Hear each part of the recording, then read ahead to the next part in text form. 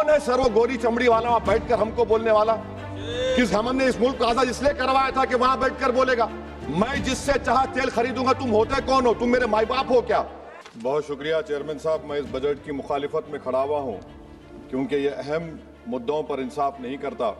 मिसाल के तौर पर सर, अगर आप देखेंगे मुस्लिम एनरोलमेंट जो यूडीआईसी का डेटा है 2021-22 का, मुसलमानों का एनरोलमेंट गवर्नमेंट का डेटा बोलता है प्राइमरी में 15%, यूपी में अपर प्राइमरी में 14%, सेकेंडरी में 12% और हायर सेकेंडरी में 10%। प्राइमरी से लेकर हायर सेकेंडरी तक आते सर 5% की गिरावट होती है। वही सरकार का एआईएसएचई का डेटा है 2020-21 का, 2016-17 में मुसलमान 4.87 थे एजुकेशन में, 19-20 में बढ़कर 5.45 हुए और 2021 आते आते सर वो 4.64% हो गया। यानी जहां पर मुसलमान 2019-20 में 19,21,000 पे आगे, यानी 1,79,000 की गिरावट आई। ये क्यों हुआ सर? ये इसलिए हुआ क्योंकि ये मोदी सरकार तासुब और तंग नजरी के मुजाहरे करती है।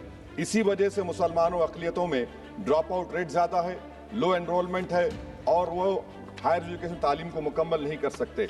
सर 3 स्कॉलरशिप स्कीमें हैं, 5 साल से cabinet committee of economic affairs in स्कीमों की मंजूरी नहीं दे रही है सर, 5 साल से। ये आपकी तासुब और नफरत नहीं है तो क्या है बताइए आप? बजट तो पास हो रहा है ऐवान में, 5 साल से आप पैसे नहीं दे रहे हैं। क्यों? क्योंकि cabinet committee of economic affairs इसको मंजूरी नहीं देती है। और मैं बताना चाह रहा हूं, आप विकसित भारत बनाना चाहते हैं, मैं तायद करता हूं, मगर क्या आप 14% आबादी को नहीं पढ़ाकर, उनको एलिनेट कर कर विकसित भारत बना पाएंगे? विकसित भारत उसी वक्त बनेगा सर जब मुसलमान समाजी, इक्तिसादी, तालीमी और माशी तौर पर ताकतवर होंगे। मगर अफसोस के साथ कहना पड़ा, सच्चाई है कि सरकार नहीं चाहती ये हो। सर मैं हुकूमत से पूछना चाह रहा हूं कि यूनिट कॉस्ट स्कॉलरशिप का 2007 और 8 से रिवाइज नहीं हुआ क्योंकि जो तालीम का कॉस्ट है उससे मैच नहीं कर रहा है। आप 3 स्कॉलरशिप को डिमांड ड्रिवन नहीं कर रहे हैं। 11 साल से आप 10 स्कॉलरशिप नहीं बढ़ाए, वही नंबर ला के रख दिए। मैं डिमांड ड्रिवन करने का मुतालबा करता हूं। सर प्री मैट्रिक स्कॉलरशिप को क्यों 9th और 10th से शुरू किया था?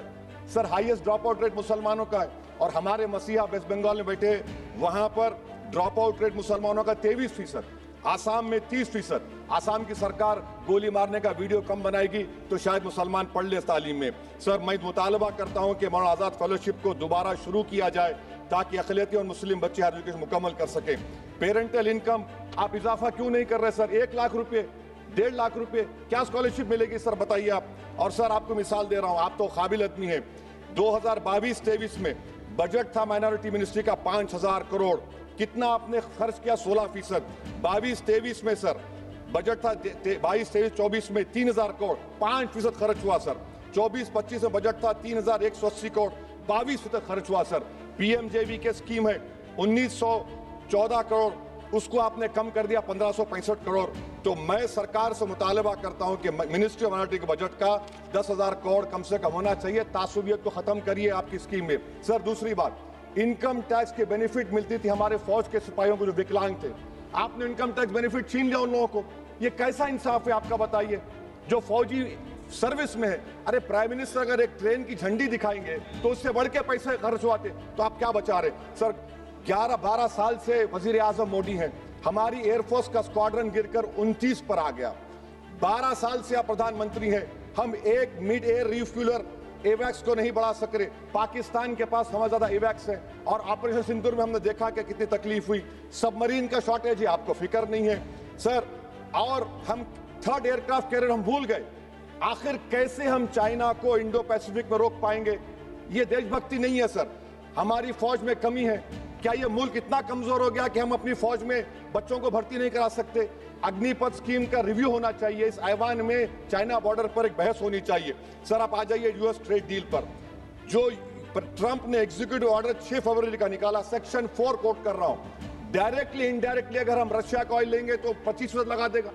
कौन है सर वो गोरी चमड़ी वाला वहां बैठकर हमको बोलने वाला? किस हमने इस मुल्क को आजाद इसलिए करवाया था कि वहां बैठकर बोलेगा मैं जिससे चाहा तेल खरीदूंगा? तुम होते कौन हो? तुम मेरे माई बाप हो क्या? आप 25% लगाएंगे सर। और वर्ड क्या इस्तेमाल किया? इंडिया। यानी अब नायरा जो है, नायरा कंपनी बंद हो जाएगी। और हमको मॉनिटर करेंगे, आप भारत को उस पर ओवरसाइट करेंगे। अफसोस की बात है कि सरकार खामोश है।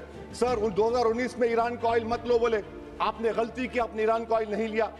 तो अमेरिका ने कहा कि इराक से लो, कंपेरेबल रेट पे, कंपेरेबल रेट पे, मार्केट रेट, नॉमिनल प्राइस पे नहीं। आज यूएस कह रहा है कि मोनोपोली रेट पे लो। कहां है सर, हम क्यों कर रहे हैं, क्यों इतना गिर रहे हैं इस गोरी चमड़ी वाले के सामने? आखिर हमारी हमियत कहां है सर? और एक बात बता रहा हूं सर, ये यूएस ट्रेड डील से यूरोपियन कर 2 मिनट सर, यूरोपियन यूनियन की ट्रीटी से हमारा पीएलआई का पूरा असर पड़ेगा, क्योंकि आपने टैरिफ गिरा दिया। आपने टैरिफ गिरा दिया मेडिकल डिवाइसेस पर, आपने टैरिफ गिरा दिया सोफिस्टिकेटेड मशीनरी पर, तो यूएस इंडस्ट्रियल गुड्स आएंगे, तो डी-इंडस्ट्रियलाइजेशन का खतरा है इस मुल्क में। Sir you are we signing a free trade agreement और a force purchase order. Sir Bangladesh से यूएस ने कह दिया कि हमसे कॉटन खरीदो, 0 टैरिफ। सर भिवंडी, मालेगांव, बनारस के पावरलूम का क्या होगा? 70% रॉ कॉटन हम देते हैं बांग्लादेश को। सर एमएचए का बजट 5.7 बढ़ गया, डिफेंस का 15.99। मैं सरकार से मुतालबा करता हूं कि वेनेजुएला में जो हुआ, आप एक ऑपरेशन इंसाफ करिए।